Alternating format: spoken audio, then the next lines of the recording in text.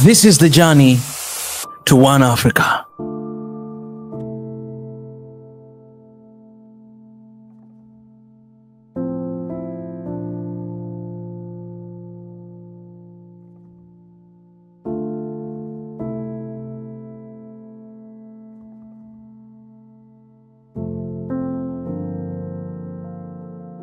Let me start by saying that the word tribe is an English word that was imported into our vocabulary, and the use of the word tribe was very deliberate when the British were making a reference to African peoples. When they talked about tribes, they talked about a people who shared a common language and who, in their view, were natives and uncivilized, and therefore normally very reluctant to use the word tribe, because as regards them, they called themselves nations. We are nations.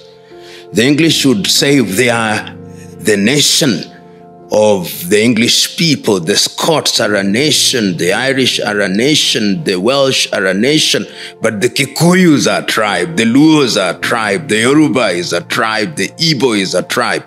So when I use the word tribe from now henceforth, I'm using it simply because of its familiarity, not because it is a word that I love. And I'll use the word tribe even to describe non-African populations.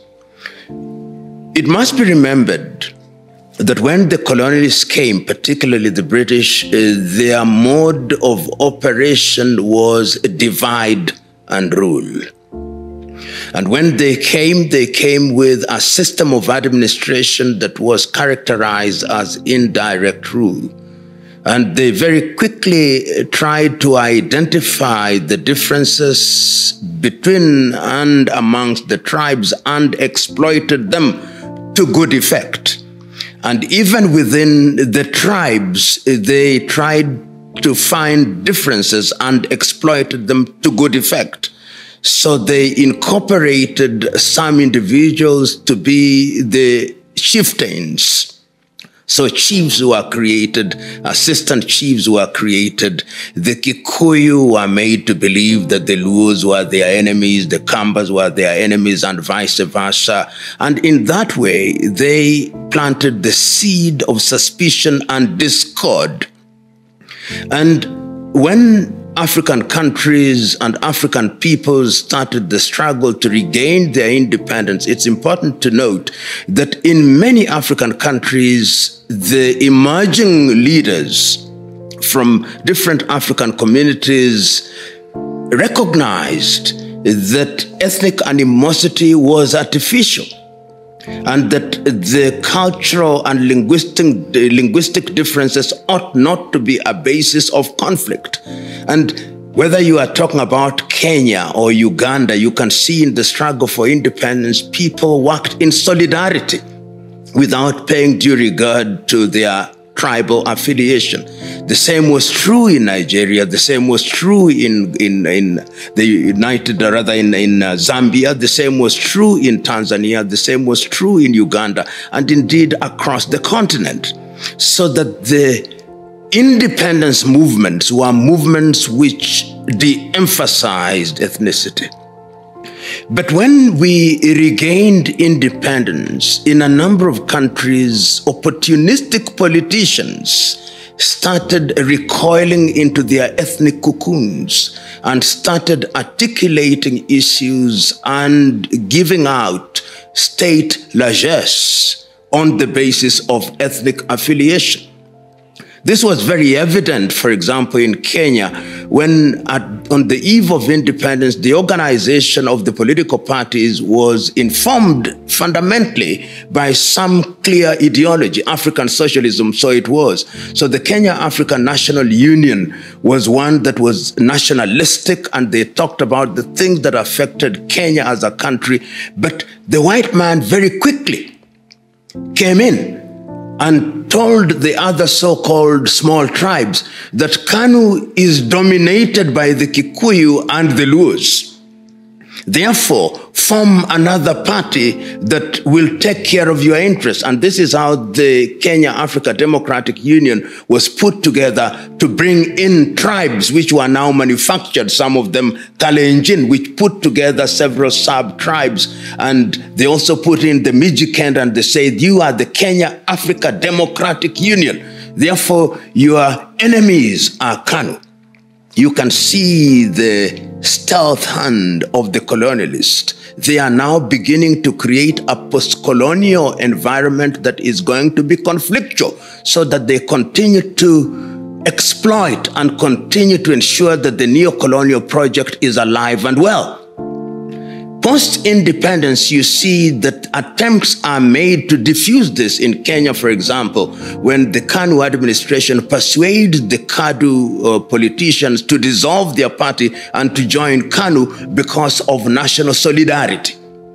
So that works very well between 1963 and 1964 and 1965. But once again, in 1966, you now begin to see in Kenya the emergence of what some historians will describe as ideological differences.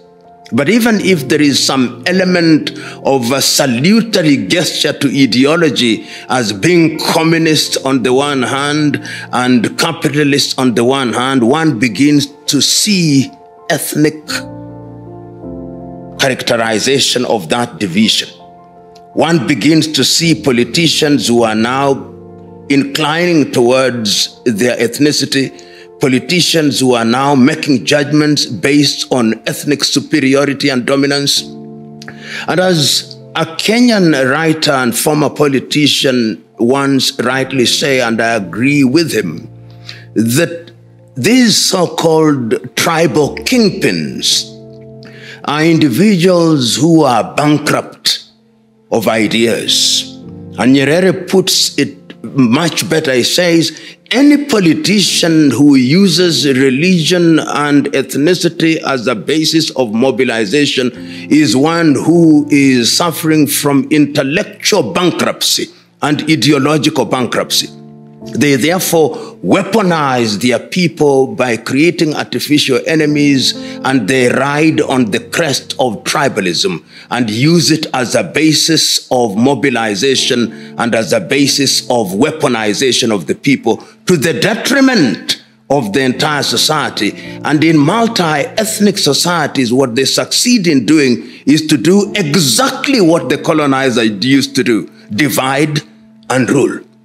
Because the tribal elites now recruit the hoi polloi, or the common man, into their agenda merely as cannon fodder. But essentially, they are using them for political gain. And that is the nature of ethnic politics wherever one travels across the continent of Africa. But it must be remembered that tribalism is not unique to Africa. Almost all European nations are founded on tribalism. And where there are multi-ethnicities in Europe, there'll always be a problem. And if you ever doubted that that was true, remember the Spanish Civil War, remember the breakup of Yugoslavia, remember the collapse of the Soviet Union. All these are things that are happening because of ethnicity. And if you go to Asia, remember the division between India and Pakistan, and ultimately the creation of Bangladesh. All these are on the basis of tribalism, which when they are making reference to Europe, they call them nations. If you look at the so-called United Kingdom, there are tribal wars. Tribal wars between the English and the Scots, between the English and the Irish. If you go to Central Europe, Armenians and Azerbaijanis, one can even dare say that the war between Russia and Ukraine is a tribal war. That is the reality. So never ever imagine, for example, that tribalism is unique to the continent of Africa. It would appear, a human problem. There is a way, and that way was given to us by no other than Mwalimu Julius Kambarage Nyerere of Tanzania during our lifetime.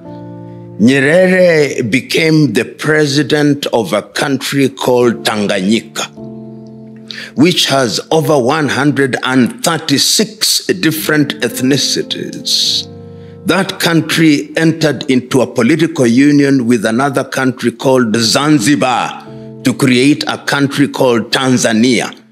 If you go to Tanzania, the mode of mobilization is ideological. We are Tanzanians. It started with Ujamaa, with the Arusha Declaration in 1967, with Kiswahili language as the unifier. Tanzania is one of the few countries in the continent of Africa where somebody from one ethnic group can contest for a political seat in another area populated by another ethnic group, and he or she will be elected on the basis of their belongingness to Chama cha Mapinduzi or Chadema. Nyerere demonstrated it, and he said that what we must do is to celebrate our diversity. If you are Chaga, or Amhaya, or Sukuma, or Luo, or Mnyakyusa, celebrate your Mnyakyusa-ness, or Sukuma-ness, or Chaga-ness, but that should not stand in the way of your Tanzania-ness. Another person who tried to do it was Samora Moises Machel of Mozambique. And Samora said, for the new African nation to thrive and survive, the tribe must die. And what did it mean? That the tribe must die, that the tribalism as a basis of political mobilization must be thrown to the museums of history to reside alongside old implements like stone cutting instruments. That happened, so it can be done. Unfortunately, in Kenya, we have had a group of selfish politicians. This is Kenya's undoing. A great country with a great people, but with some of the worst politicians whose only claim to fame is that with one side of the mouth they claim they are Kenyans, but with the other side of the mouth they are mobilizing their people on the basis of ethnicity and ethnic affiliation. That is our undoing.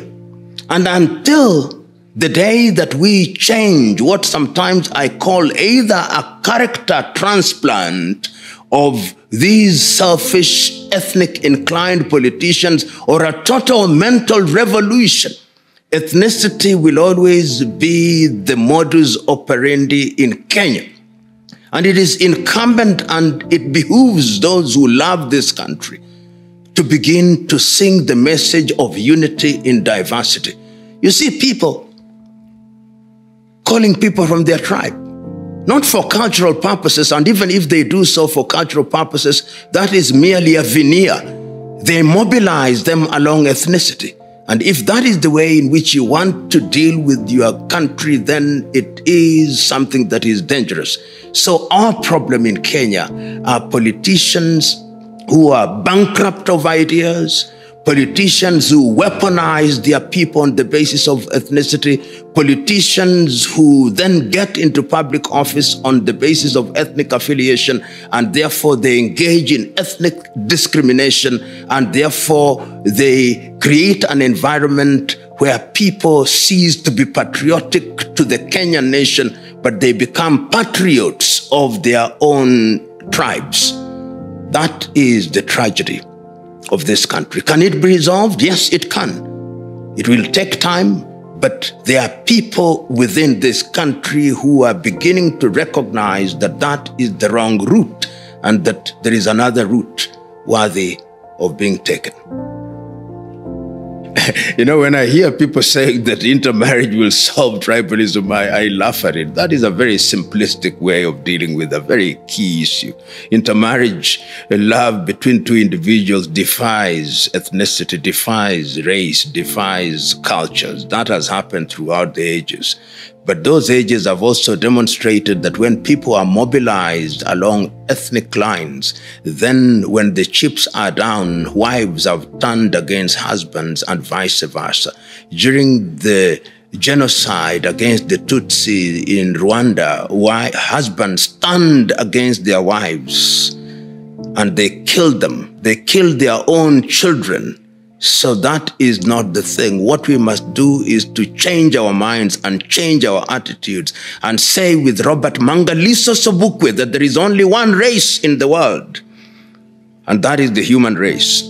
And that the God whom we worship and serve only created us diversity, as indeed he has white birds and black birds. And as I've said at a different forum, and I repeat, it takes the black and white of a piano to create symphony. If we recognize that, then we would recognize that that is nature, that is divine. But to say simply marry and then ethnicity or tribalism ends, I'm one who is a proponent of cultural celebration. I want the Ovambo in Angola and the Ovimbundu to celebrate their culture. I want the Yoruba to celebrate their culture. I want the Baganda to celebrate their culture. I want the Agekoyo to celebrate their culture. I want the Bukusu to celebrate their culture, the Igbo to celebrate their culture. But after that is celebrated, when we come to the table of the things that need to be done, then their Igbo-ness must not stand in the way of doing things that we as human beings ought to do.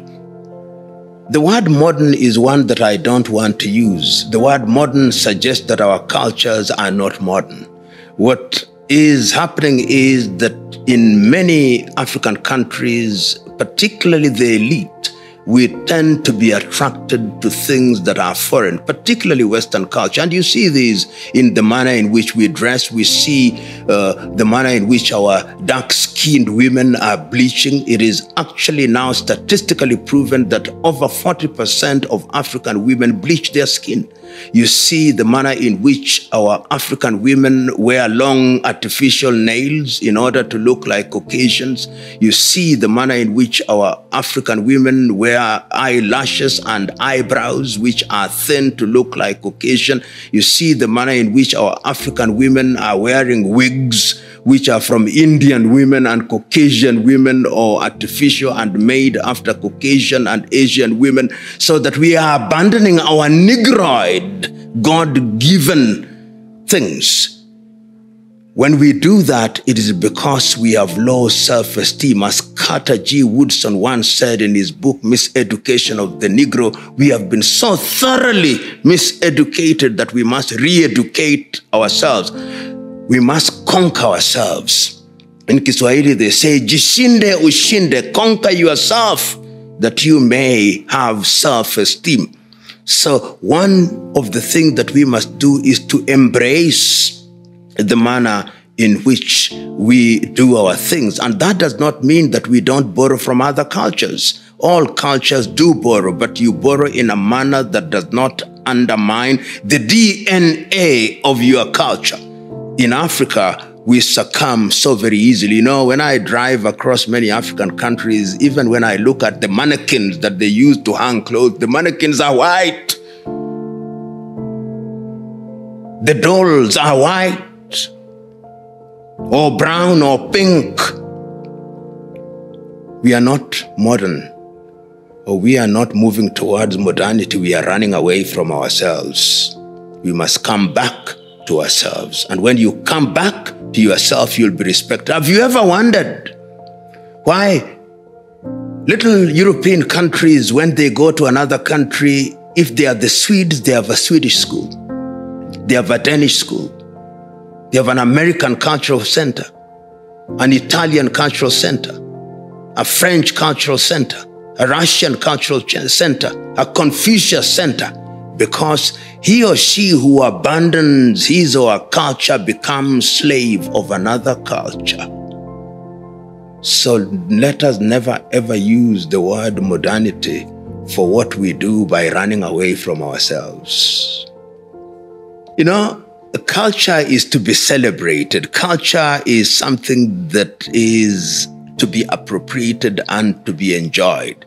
If you look at quite a number of communities in Africa, for example, you find, you go to the Yoruba, how they celebrate their dress. You go to the Ashanti, how they celebrate their dress. You go to the Igbo, how they celebrate their dress. But if you look at the Igbo dress, you'll find that there are elements that they took from the Turks. Nothing wrong with that. If you go to the Zulu, they celebrate, and they celebrate not only their food, their dress, the Basotho and the Swana. That is something that ought to be done and can be done. And I have no problem at all with cultural organizations being given their pride of place. And remember that since independence, in almost all African countries, there has always been a ministry called the Ministry of Culture, because we recognize the significance of culture. Is culture equivalent to tribalism? And I'm using the word tribe. The tribe is innocent. The word tribe, using it as I said I would from the beginning to mean a people with one culture and one language, is innocent. What is guilty is tribalism. The use of tribe as a basis of discriminating and harming others. That is what is problem. There is no problem with being Abakongo. No problem at all. There is no problem with being a proud Agikoyo. Be proud. I love a proud Agikoyo. If Agikoyo is not proud, then why should I like him or love him? But I do not want his Gikuyu-ness to be the basis on which he judges the Luo negatively.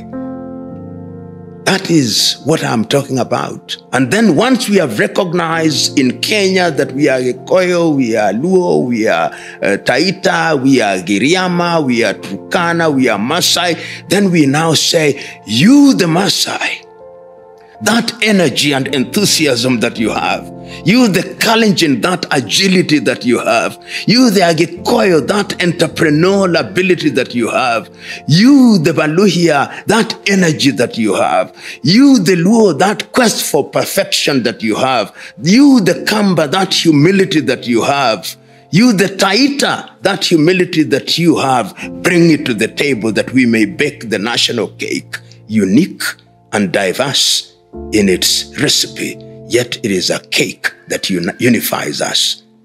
That is what we ask. And that can be replicated in any country. In Mozambique, in Tanzania, everywhere.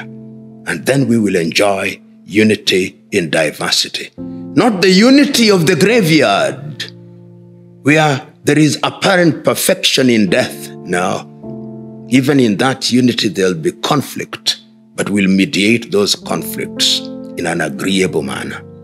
I grew up in Nairobi, in Kenya, in the eastern part of Nairobi, and it mattered not. We ate in Karaoke's home as we did in Mutiso's, as we did in Onyango's, and we still retained those relationships. So it is our duty to tell those stories, and our media must also be used positively. How do we use our radio? How do we use our television? How do we use our newspapers? I've seen in Kenya, for example, when a thief is involved in a thieving activity in Korogosho, then they report in the headline, Kikuyus attack Luos. Which Kikuyus?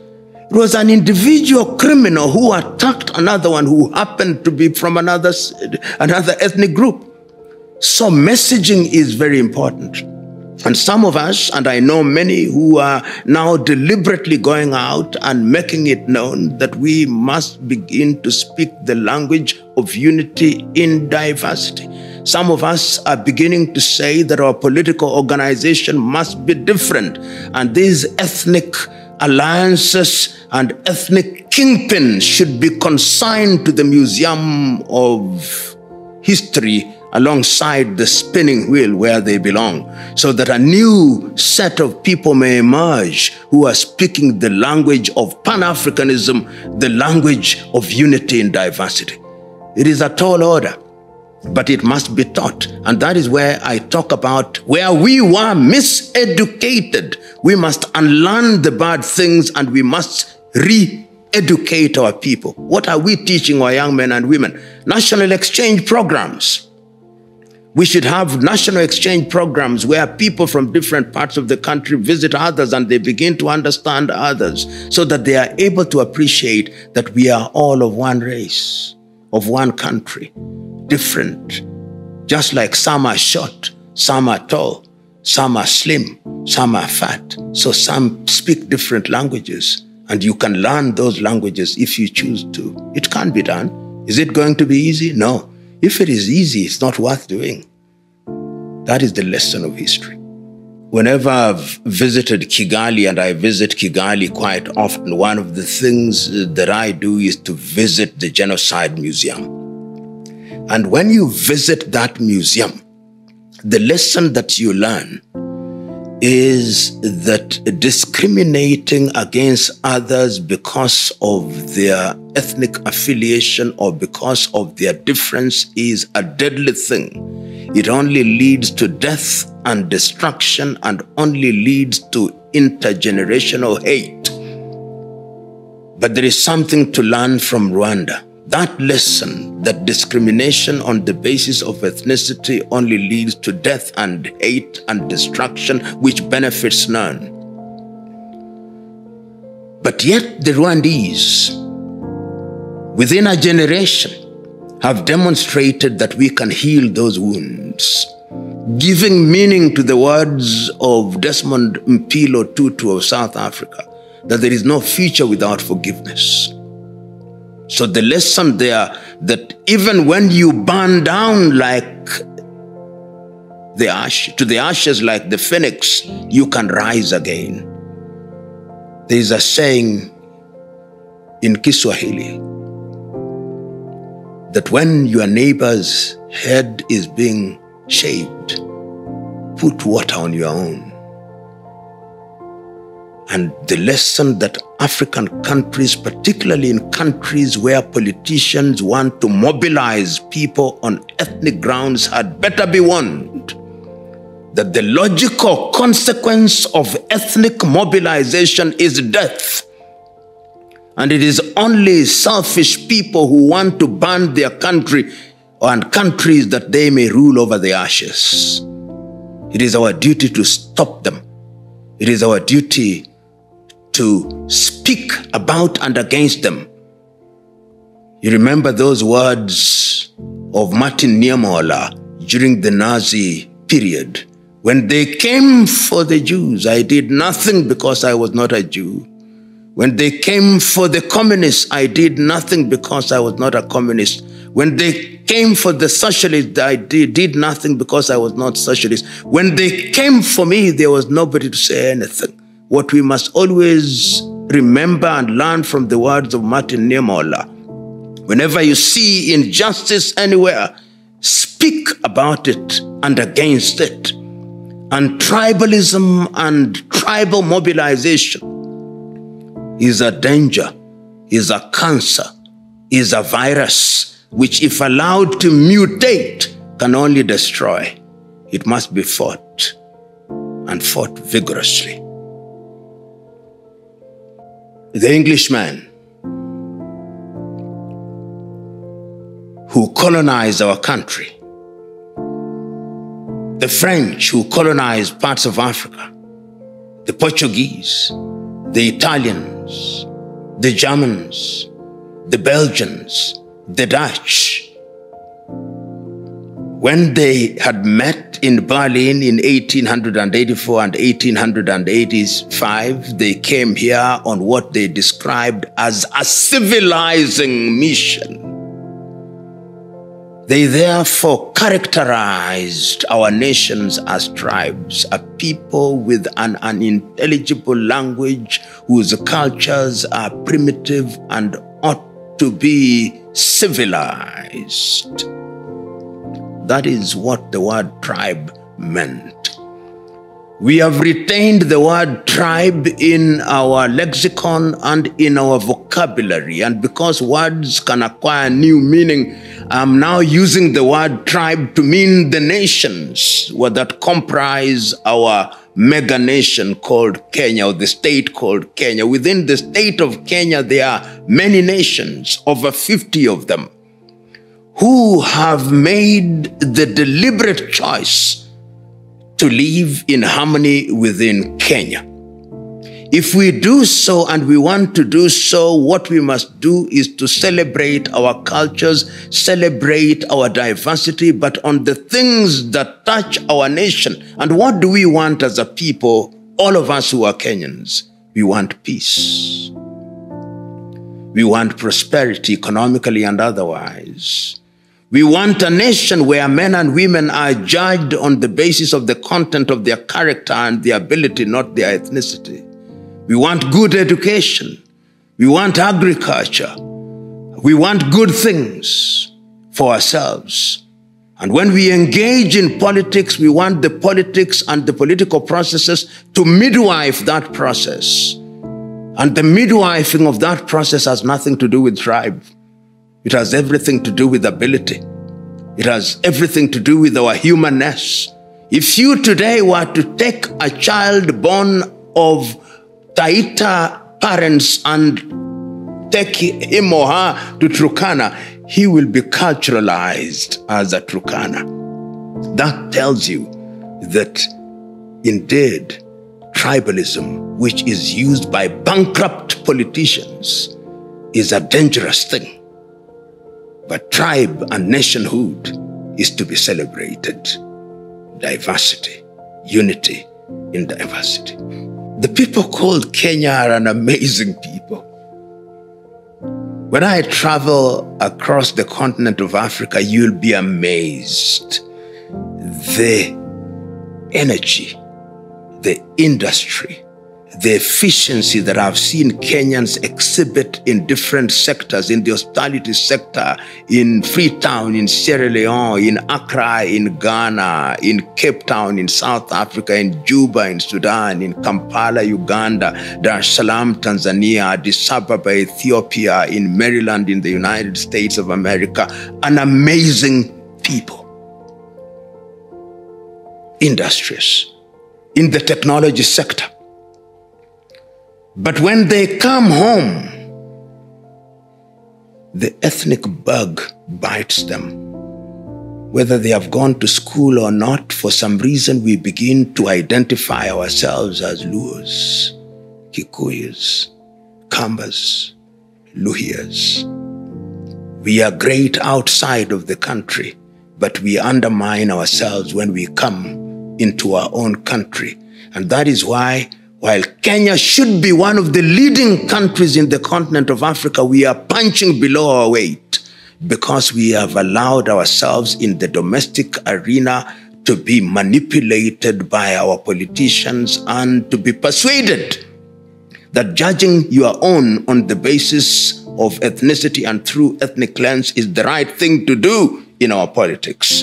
We must exercise the ghost of ethnicity, and we must exercise the ghost of the dual personality and the schizophrenia that we exhibit, good outside, ethnically compromised inside. Kenya as a nation, unlike most African nations, have allowed to be marketed by others. And specifically speaking about Kenya, Kenya has allowed itself to be marketed as this exotic, romantic tourist destination. And for whom is it being marketed? It is marketed for foreigners. It's marketed for the German tourists, for the Italian tourists, for the Spanish tourists. And therefore, when you hear about Kenya, and indeed any other African countries, what do you hear about? The big five. You hear about elephants, you hear about rhinos, you hear about lions, you hear about buffaloes, you hear about giraffes, and then you hear about the tall and elegant Maasai who are wearing shukas. That is the jaundiced understanding that has been created by Eurocentric anthropologists and marketers who paint the wrong picture about what Africa is. That is, and what Kenya is, and that is not even 0.001% of what Kenya is. In order to understand Kenya and any other country, you've got to come and live amongst our people who are diverse and who have a rich culture, and you'll be able to understand and appreciate the old English say that you must eat the pudding in order to understand and appreciate what it is. And that is why we keep on saying, if you don't write your story, it will be written by others and told by others in the manner that they desire. As long as the lions don't have their historians, it is the exploits of the hunter that will be talked about, not the bravery of the lion. We must change the narrative.